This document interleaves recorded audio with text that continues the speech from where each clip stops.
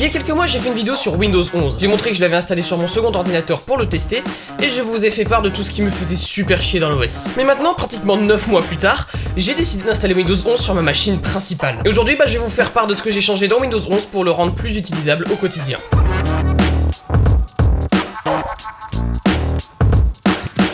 Mais avant toute chose, c'est l'heure du petit sponsor du jour qui n'est autre qu'Opera GX. Je vous ai déjà parlé d'Opera GX sur cette chaîne et ça en devient presque un mème. Opera GX, c'est tout simplement un navigateur web basé sur Chromium avec un focus très gamer, de part avec son look, mais également avec ses fonctionnalités. Je vous ai déjà parlé de leurs fonctionnalités phares comme la réduction de charge sur votre ordi, mais aujourd'hui on va surtout parler des profils GX. Les profils GX, c'est une fonctionnalité qui vous permet littéralement de changer et de personnaliser votre profil de navigation à votre guise. Concrètement, vous pouvez par exemple vous faire un profil normal, un profil court et un profil streaming. Vous allez pouvoir paramétrer chaque profil différemment pour qu'il réagisse différemment. Par exemple, le profil court va pouvoir couper les notifications des sites et garder de l'essentiel si vous le configurez ainsi. Votre profil de streaming peut quant à lui respecter votre vie privée si vous montrez votre navigateur en stream, ce qui peut éviter de leak vos informations par exemple. Enfin bref, avec les profils GX, vous pouvez programmer votre navigateur en fonction de différents scénarios, et je suppose que ça peut être plutôt pratique pour beaucoup d'entre vous. Bien sûr, on n'oublie pas les bases d'Opera GX, par exemple, ils ont ajouté récemment des fonds d'écran animés dans le navigateur. Ça peut faire un petit peu penser à Wallpaper Engine, mais directement sur votre accueil web. Vous pouvez également forcer des pages web en dark mode si, comme moi, vous détestez les thèmes lumineux,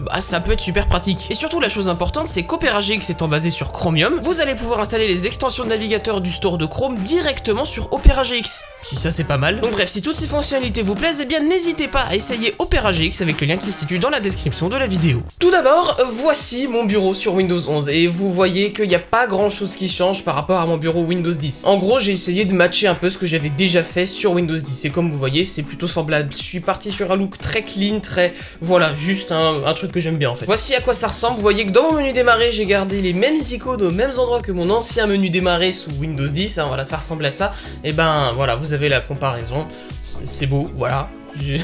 Sachez que s'il y en a ici qui veulent faire comme moi et qui veulent passer sur Windows 11 mais tout en ayant plein de trucs modifiés, si vous avez déjà des trucs modifiés sur Windows 10 actuellement, ce que je vous conseille de faire, et si vous pouvez le faire, et c'est ce que j'ai fait aussi, c'est tout simplement prendre un autre PC, cloner votre disque d'installation de Windows, et comme ça vous avez toujours votre Windows qui est prêt à être démarré sur un autre PC. Ça peut même être fait sur une VM si vous savez le faire. Moi du coup ce qui est bien, c'est que ce que je peux faire, c'est que je peux démarrer le PC, je peux faire une connexion à distance et je peux retrouver Windows 10, comme ça si j'ai loupé quelque chose par exemple, parce que c'est possible, avec le nombre de trucs que j'ai modifiés dans Windows, je peux me rendre compte plusieurs mois après que oh merde, j'ai oublié de faire ça comme on fait déjà. Je peux juste retourner sur mon install de Windows 10 et regarder. Donc voilà, ça c'est pas mal. Donc oui, ce que j'ai fait, c'est que j'ai fait une install complètement fraîche, parce que de toute façon, c'est mieux de faire des installs de Windows fraîches, on va pas se le cacher. En plus, j'avais déjà beaucoup de problèmes avec mon install d'avant, donc ouais, c'est mieux de repartir sur du frais. Donc voilà à quoi ça ressemble. En vrai, j'ai pas grand chose à vous dire de spécial, mis à part que quand j'ai installé Windows, la première chose que j'ai fait, que vous pouvez faire aussi, c'est de désinstaller les bloatware que Microsoft impose. Enfin ça, c'est aussi le cas sur Windows 10, du coup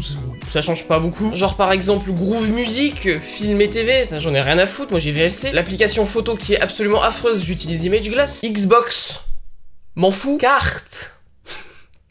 Donc voilà, je vous conseille de désinstaller tout ça, et vous savez sûrement que certains de ces trucs là vous ne pouvez pas les désinstaller. Microsoft ne vous autorise pas à désinstaller, genre carte, c'est vrai que c'est très important d'avoir ça sur votre PC. Du coup, ce que vous devez faire, c'est passer par PowerShell, voilà, pour désactiver. Je vous laisserai un petit tuto dans la description si vous voulez.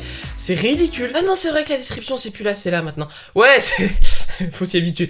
Donc je disais, si vous voulez désinstaller des programmes que Microsoft ne vous laisse pas désinstaller, passez par PowerShell, par mon petit tuto. Pour personnaliser Windows 11, ce que j'ai fait, c'est que je me suis aidé de quelques programmes. Rappelez-vous, dans ma dernière vidéo sur Windows 11, j'avais dit que j'avais utilisé StartAllBack, je crois. En plus, c'était un logiciel payant. Alors c'était vachement bien parce que ça permettait de retrouver la barre des tâches de Windows 10, ça permettait de retrouver plein de fonctionnalités, tout, c'était super. Moi, ce que j'aimerais faire, c'est vraiment me mettre à Windows 11, et du coup, comme vous avez pu le voir, j'utilise le menu démarrer de Windows 11, et en vrai, ça me dérange pas tant que ça. Mais du coup, pour modifier 2-3 petits trucs qui vraiment me faisaient chier, j'ai quand même utilisé un autre programme, et ce programme, c'est tout simplement Explorer Patcher. Il s'ouvre comme ceci, et Explorer Patcher, en vrai, il permet pas juste de patcher l'Explorer. Vous pouvez remettre, si vous voulez, quand même la taskbar de Windows 10. Oui, ce programme est gratuit, voilà, c'est la différence avec StartAllBack, c'est que lui, il est gratuit, donc c'est pas mal. Moi, je m'en sers surtout, déjà, pour commencer, pour remettre le bandeau Windows 10 ici dans mon explorateur, parce qu'il est quand même vachement pratique. Mais aussi, surtout, la fonctionnalité principale, c'est d'enlever dans le menu démarrer la section recommandations. Parce que oui, de base, il y a une section recommandations, avec les fichiers récents, dont je n'ai rien à foutre, hein, clairement, et qui est là et qui ne peut pas être désactivée. Enfin si, vous pouvez la désactiver, mais il y a toujours marqué, oh, vous avez désactivé la section, c'est dommage. Ça vous laisse un gros espace vide comme ça qui sert à rien. Donc là, on peut tout simplement nuker cette espèce de truc à la con et revenir avec un menu démarrer où je peux piner tout ce que je veux partout dans le menu démarrer. Et ça, c'est génial. Donc voilà, merci Explorer Patcher, c'est ce que j'utilise, voilà, pour avoir des icônes sur tout le menu démarrer. Après, vous pouvez vous balader, hein, voilà, il y a plein de petits trucs par-ci par-là, vous pouvez changer plein de petites choses. Bref, baladez-vous dans ce programme, il est gratuit, vous pouvez l'essayer, c'est pas bien compliqué. Voilà. Bien sûr, j'ai aussi utilisé le très célèbre WinAero Tweaker qui est une update pour Windows 11. Il est pas mal. Franchement, c'est un truc. Je veux vous laisser vous balader. Il y a tellement de choses à changer. Ça existe aussi pour Windows 10. Si vous connaissez pas WinAero Tweaker, franchement, allez le télécharger tout de suite parce que c'est vraiment trop bien. Pareil, j'ai modifié 2-3 petites choses par-ci par-là. Je vous laisserai vous amuser avec. Mais voilà, si vous voulez personnaliser Windows, ça c'est vraiment un des programmes qui est juste trop bien, qui est juste STR. Je m'en suis servi pour par exemple un petit détail tout con. Vous voyez là, j'ai une couleur sur la barre de titre de cette fenêtre. Et quand je clique à côté, que je désélectionne la fenêtre, la barre de titre elle devient noire, enfin grise. Le truc c'est que dans certains programmes par défaut dans Windows, elle devient blanche et ça me faisait chier parce que je suis un maniaque du dark theme. Mais voilà, donc ça on peut le changer par exemple dans WinAero Tweaker. Bref, c'est plein de petits trucs. Par exemple là-dedans il y a plein de dossiers genre objet 3D, ça ne sert à rien objet 3D, d'accord.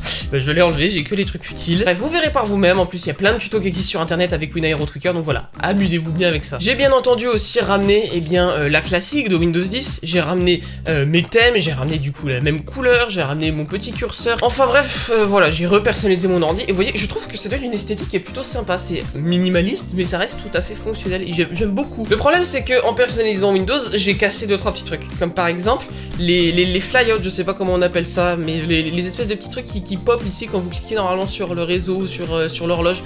J'ai cassé ça, vous voyez, ça ne marche plus. J'avoue que pour Windows 11, je m'en foutais royalement d'avoir les flyouts de réseau et de volume, parce que franchement, je m'en sers pas. Le volume, je le change ici sur Voicemeeter, sur A1. Le réseau, bah, je m'en fous. J'ai pas de wifi, c'est un ordi fixe, donc voilà. Après, je peux toujours faire les clics droits, et les clics droits, ils fonctionnent toujours, donc ça, bah, c'est le plus important pour moi. Le seul truc qui m'emmerde, c'est que j'ai plus ici l'horloge en plein écran, enfin en plein écran, le petit truc en bas. Ça m'emmerde un peu parce que je m'en servais du calendrier pour compter les jours, les choses comme ça, donc c'est chiant. Je sais pas ce qui a pu casser ça, j'ai changé un paramètre, un regedit, un truc comme ça, j'ai réussi à casser ça, ça m'énerve. Voilà, si vous avez la solution, n'hésitez pas dans les commentaires parce que ça m'énerve. Aussi, qu'est-ce qui a changé depuis ma dernière vidéo sur Windows 11? Eh bien, souvenez-vous de ce passage. La barre des tâches du second écran. Pourquoi il n'y a pas la possibilité de mettre l'horloge? Non mais c'est une simple question, hein. C'est-à-dire que comme moi qui ici ai 2 écrans, si je regarde une vidéo sur mon écran principal, je ne peux pas connaître l'heure. Parce que la barre des tâches, elle est vide à droite, il y a rien. Microsoft a écouté. Alors, ils m'ont pas écouté moi, ils ont écouté genre tout le monde qui gueulait à propos de ça. Ils ont remis enfin la seconde horloge sur la seconde barre des tâches. Merci, c'est ridicule d'accord d'avoir l'horloge sur un seul écran quand vous avez plusieurs écrans. Là, c'est bon, ils l'ont réparé, voilà, c'est natif dans Windows, donc voilà, bravo, bravo. Maintenant, il faut écouter pour tous les autres trucs, genre par exemple... Oh, je sais pas. C'est un truc qui me gonfle au plus haut point, là.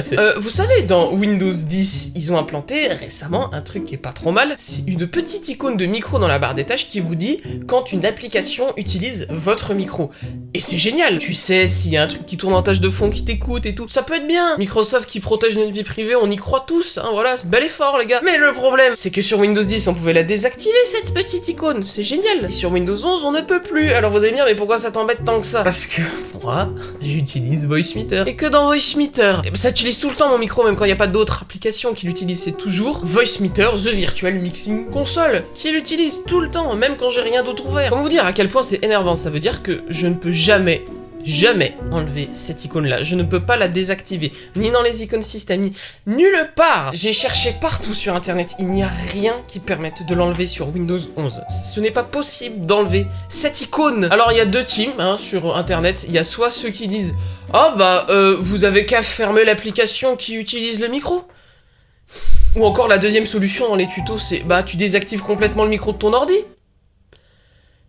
Autant vous dire que j'en ai marre. Pour ceux qui comprennent pas pourquoi ça me fait chier, en vrai, on s'en fout, c'est une icône là, on s'en fout. C'est exactement comme si vous aviez bouffé votre plus gros McDo devant votre ordi et qu'il y a une goutte de sauce qui soit allée se foutre sur votre écran, sur la barre des tâches. Il y a une tâche, là, ça fait une tâche, et bien sûr, quand ça vous arrive, vous l'enlevez, parce que c'est chiant d'avoir de la sauce sur son écran. Là, c'est pareil, j'ai une tâche comme ça de sauce qui est là sur ma barre des tâches et qui m'énerve, ça m'énerve. Bref, voilà, c'est le seul truc. auquel j'ai pas pu venir à bout, parce qu'il y a des trucs que j'ai pu enlever de Windows et tout qui me faisaient chier. J'ai pu venir à bout de certains trucs, ça je n'ai pas pu, ça me gonfle. J'ai pu trouver sur internet carrément des regedits pour désactiver les icônes volume et réseau, les trucs utiles quoi. Rien pour le micro. Rien, ça n'existe pas. Il n'y a pas de programme qui existe, il n'y a pas de clé regedit qui a été trouvée par les gens. Il y a que Chi, ça m'énerve. Bref, je vais passer à autre chose parce que, à part ça, je vais pas refaire une rende complète sur Windows 11 parce que je l'ai déjà fait, mais il faut quand même se dire une chose. Moi, je suis quelqu'un qui bosse dans l'informatique au quotidien. Et ça veut dire que plus le temps passe, et plus je vais rencontrer des utilisateurs qui utilisent Windows 11 au quotidien. Et donc, bah, si je dois régler des trucs et aider les gens sur leur ordinateur qui exécute Windows 11, il faut que je m'habitue à Windows 11 pour tout simplement être efficace. Et c'est pour ça aussi que je me force un peu à utiliser Windows 11 au quotidien, c'est pour vraiment y être habitué. Et c'est d'ailleurs pour ça que je garde le menu démarrer au milieu de l'écran, déjà parce que en vrai, je m'y suis habitué, c'est plutôt pas mal en vrai. Et aussi parce que bah par défaut, c'est là. Donc ça va être là sur les machines de tout le monde. Je comprends hein, d'ailleurs qu'il y ait certains d'entre vous qui ne puissent pas blairer ce menu démarrer, qui le trouvent hideux, qui ne le trouvent pas pratique. Sachez quand même qu'il existe des alternatives, des logiciels pour remettre le menu démarrer de Windows 10 sur Windows 11, mais avec le style de Windows 11. Donc voilà, j'ai pas trop mal. Je vous laisse tous ces liens dans la description. Ridicule. Pour moi, si vous voulez, ma raison principale pour passer sur Windows 11, en fait, c'était pas tout ça, c'était surtout que j'ai maintenant, grâce à Aorus, un processeur Alder Lake. Et le truc, c'est que les toutes dernières générations des processeurs Intel et probablement AMD bientôt, ça fonctionne juste mieux sur Windows 11. Voilà, il y a des optimisations qui ont été faites uniquement sur Windows 11 et les processeurs marchent mieux. Et je m'en suis rendu compte parce que je galérais un petit peu sur Windows 10 avec la fréquence du processeur. Aujourd'hui, il est toujours quasiment à 470 comme vous le voyez actuellement.